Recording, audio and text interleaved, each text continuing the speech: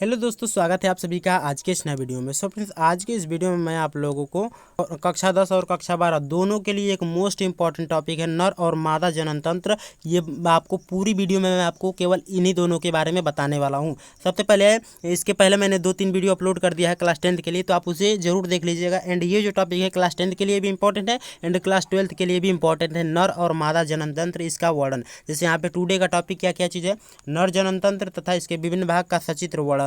नर जननतंत्र क्या होता है, जो आपके एग्जाम में 6 नंबर में पूछा जाता है। उसके बाद से मादा जननतंत्र, इसके विभिन्न भाग का सचित्र वर्णन, ये भी 6 नंबर में पूछा जाता है। मतलब इस वीडियो में मैं आप लोगों को 12 नंबर का क्वेश्चन पूरा कवर कर दूंगा। क्वेश्चन क्या, मैं एक टॉपिक पढ़ा रहा हूँ जो आपके बोर्ड एग्जाम के लिए मोस्ट इंपॉर्टेंट है। समझ गया? तो चलिए शुरू करते हैं आज का वीडियो और स्टार्ट करता हूँ आपका एक एक सेशन। एंड ये लास्ट वाला सेशन है क्लास 10th के लिए। तो आप इसके बाद से आपका जो चैप्टर होगा जीव जनन कैसे करते हैं पूरा खत्म हो जाएगा। अब समझिए यहाँ पे मानव जनन तंत्र। अब मानव जनन तंत्र जो मोस्ट इंपॉर्टेंट टॉपिक है, जैसे दिया गया है कि ह्यूमन रिप्रोडक्टिव सिस्टम। मानव में 2 प्रकार के जनन तंत्र पाए जाते हैं। कौन कौन से, यहाँ पे देखिए। पहला है नर जनन तंत्र, दूसरा क्या पाया जाएगा, नर के अपोजिट मादा जनन तंत्र। समझ गया?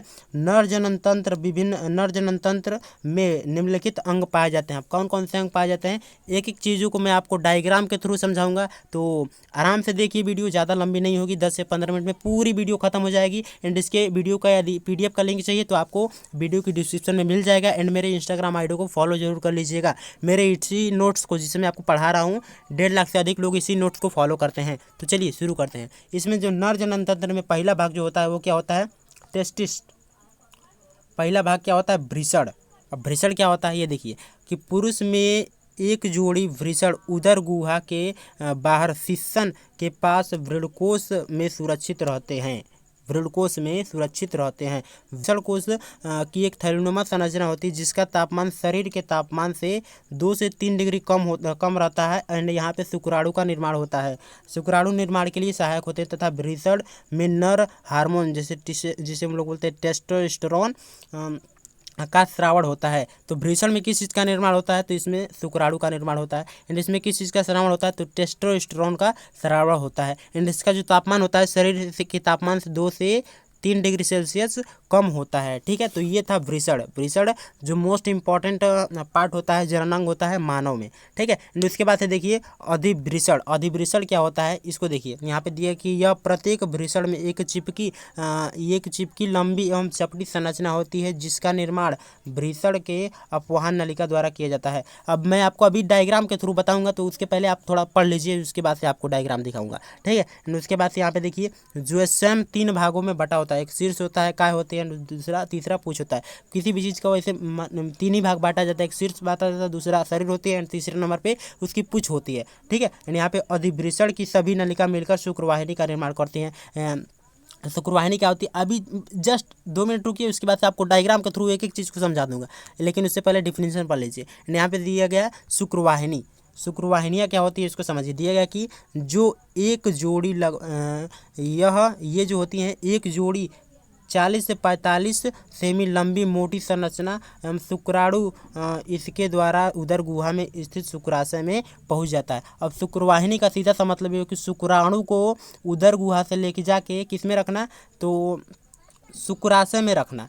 शुक्रवाहिनी एक क्या होती है, मार्ग होती है, पतली सी मार्ग होती है। समझ गए, रास्ता होता है जिससे कि किसको ले जाया जाता है, शुक्राणु को ले जाता है। कहाँ पे, शुक्राशय में। अब शुक्राशय क्या होता है, शुक्राशय इसको देखिए कि यह थैलानुमा संरचना होता है जिसमें पोषक तत्व का श्रावण होता है, जिसमें शुक्राणु गति करते हैं तथा शुक्राणु इस तरल के साथ मिलने के बाद वीर्य क्या निर्माण कर लेते हैं, जिसे सीमन बोलते हैं। सीमन किस में एकत्रित रहता है, तो वो जो होता है शुक्राशय में ही एकत्रित रहते हैं शुक्राणु। समझ गए। एंड उसके बाद से मूत्राशय। मूत्राशय तो आप लोग जानते ही होंगे, लेकिन यहाँ पे देखिए, यहाँ पे दिए गए कि शुक्राशय स्खलन नलिका की सहायता से मूत्राशय या यूरिनरी ब्लैडर के एक संकरे भाग या मूत्र नलिका में खुलती है। मूत्राशय शिश्न के सिरे पर बाहर खुलता है। यह शुक्राणु तथा मूत्र दोनों का ही निकलने का संयुक्त मार्ग होता है। शुक्राणु एंड मूत्र दोनों के निकलने का एक ही मार्ग क्या होता है, शिश्न होता है। समझ। अब यहाँ पे देखिए शिश्न क्या होता है उसको समझिए। दिया गया है कि यह एक बेलनाकार शिश्न मतलब जिसे पेनिस बोलते हैं, एक बेलनाकार मैथुनुमा होता है तथा यह रुधिर एवं पेशियों का बना होता है, जो नर का जनन तंत्र का बाह्य जनन अंग होता है। नर जनन तंत्र का बाह्य जनन अंग कौन सा होता है? तो पेनिस मतलब सीसन होता है, समझ गए। एंड उसके बाद से सहायक ग्रंथि कौन कौन सी होती है? तो एक प्रोस्टेट अभी मैंने आपको बताया, एंड उसके बाद से पेरिनियल ग्रंथि होती है जो नर की सहायक ग्रंथि होती है। एंड अब आ जाइए इसके डायग्राम पर। डायग्राम को देखिए, जो मोस्ट इंपॉर्टेंट डायग्राम है आपके पेपर में 6 नंबर का पूछा जाता है, यही डायग्राम।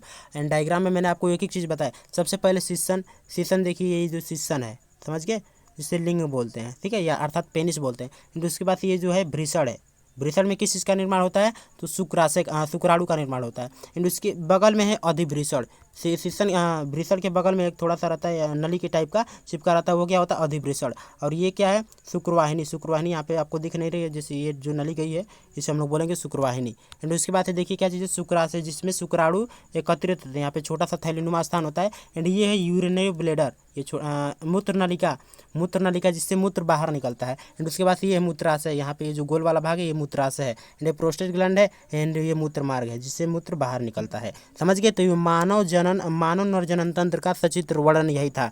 पहले आपको चित्र बनाना है एंड उसके बाद से वर्णन करना। मैं एक एक चीज़ को अलग पहले आपको समझाया हूँ एंड उसके बाद से आपको बताया हूँ। एंड अब आ जाइए, हमको आई फील स्टार्ट हो गया नहीं, उसके पहले यहाँ पे स्टार्ट है शुक्राणु। शुक्राणु क्या होता है? इसके भी प्रकार को आप लोग को समझना इंपॉर्टेंट पॉइंट है। जैसे शुक्राणु जो होते हैं, शुक्राणु मानव में शुक्राणु लगभग 60 माइक्रोन, यहाँ पे माइक्रोन या म्यून लिखा है, माइक्रोन लंबा, ये भी 3 भागों में विभाजित होता है। अब शुक्राणु 3 भागों में विभाजित होता है, इसके डायग्राम को समझिए। यहाँ पे देखिए, पहला जो होता है वो शीर्ष होता है, ये पूरा क्या है, सॉरी, ये पूरा क्या है? तो शुक्राणु है। इसमें 3 भागों में कौन कौन से? पहला शीर्ष होता है, दूसरा मध्य भाग होता है, चौथा तीसरा जो होता है वो पुच्छ होता है, ठीक है। तो ये शुक्राणु के विभिन्न भाग है, तो इसको आपको समझना उतना इंपॉर्टेंट नहीं है, मैंने आपको केवल डायग्राम के थ्रू बताया। एंड अब जो इंपॉर्टेंट पॉइंट है वो क्या चीज़ है? मादा जनन तंत्र।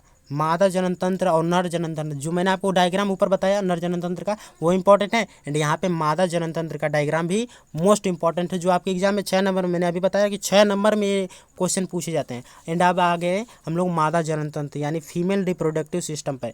मादा जनन तंत्र क्या होता है कि मादा जनन तंत्र में निम्नलिखित भाग या अंग पाए जाते हैं। पहला क्या होता है? अंडाशय, जिसे हम लोग बोलते हैं ओवरीज। अंडाशय, ये एक जोड़ी अंडाकार उदर गुहा से नीचे वृक्क के उदर गुहा में वृक्क के नीचे मेखला के पीछे गर्भाशय के पार्श्व में स्थित होते हैं, ठीक है। यह अंडाशय, अंडाशय का सीधा सा कार्य अभी मैं आपको बता रहा हूँ। यह लगभग 3 सेमी लंबा, 2 सेमी चौड़ा एंड 8 सेमी चौड़ी व 0.8 सेमी चौड़ी तथा इसमें किसका निर्माण होता है? अंडाणु का निर्माण होता है। सीधा सा अंडाशय में किसका निर्माण होता है?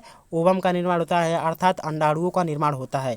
ये मादा हार्मोन्स अर्थात प्रोस्टेरॉन तथा एस्ट्रोजन का स्रावण करती है। प्रोस्टेरॉन एंड एस्ट्रोजन का स्रावण करती है कौन? अंडाशय, समझिए। एंड अब समझिए अंडवाहिनी, जिसे हम लोग डिम्बवाहिनी भी बोलते हैं। अंडवाहिनी अर्थात डिम्बवाहिनी। अब इसको देखिए, ये कीपनुमा संरचना होती है, इसका अधिकांश भाग फैलोपिया नलिका कहलाता है।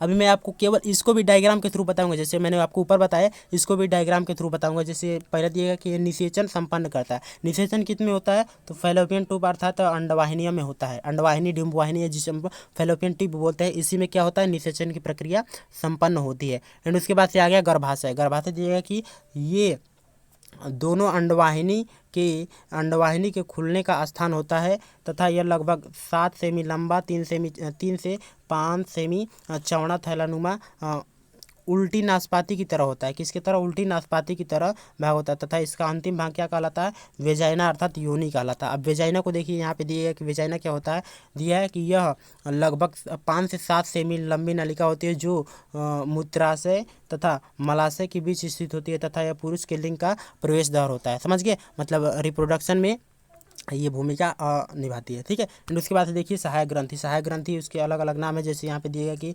ब्राथोलिट है एंड पेरिनियल ग्रंथि है। एंड उसके जितने भी नाम है यहाँ पे देख लीजिए आप एक एक करके। एंड उसके बाद से मैं आपको थोड़ा सा डायग्राम बता दूँ, जो इसका मोस्ट इंपॉर्टेंट टॉपिक है वो है इसका डायग्राम। ये पूरा मादा जनन तंत्र का डायग्राम है।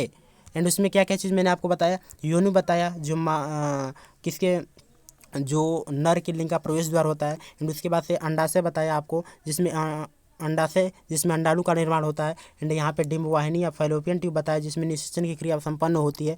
एंड उसके बाद से और क्या चीज़ बताया, तो आई फील सभी चीज़ों को यहाँ पे क्लियर कर दिया मैंने एक एक चीज़ को बता के। एंड उसके बाद से यहाँ पे थोड़ा सा समझ लेते हैं हम लोग क्या चीज़, मासिक चक्र। मासिक चक्र क्या होता है इसको देखिए, ये है कि यह एक माह की अवधि के दौरान गर्भाशय में चक्रीय परिवर्तन को ही ये मासिक चक्र कहलाता है। गर्भाशय में जो चक्रीय परिवर्तन होता है उसी को ही हम लोग बोलते हैं मासिक चक्र। अब यहाँ पे देखिए मासिक के चक्र इसकी तीन अवस्था होती है। पहला है क्रम प्रसारी अवस्था, दूसरा है स्रावी अवस्था, तीसरा है मासिक अवस्था। एंड इसको पढ़ने की वैसी आवश्यकता नहीं है। तो आज की इस पूरी वीडियो में मैंने आपको नर और मादा जननतंत्र तथा शुक्राणु के इमेज को आपको दिखाया।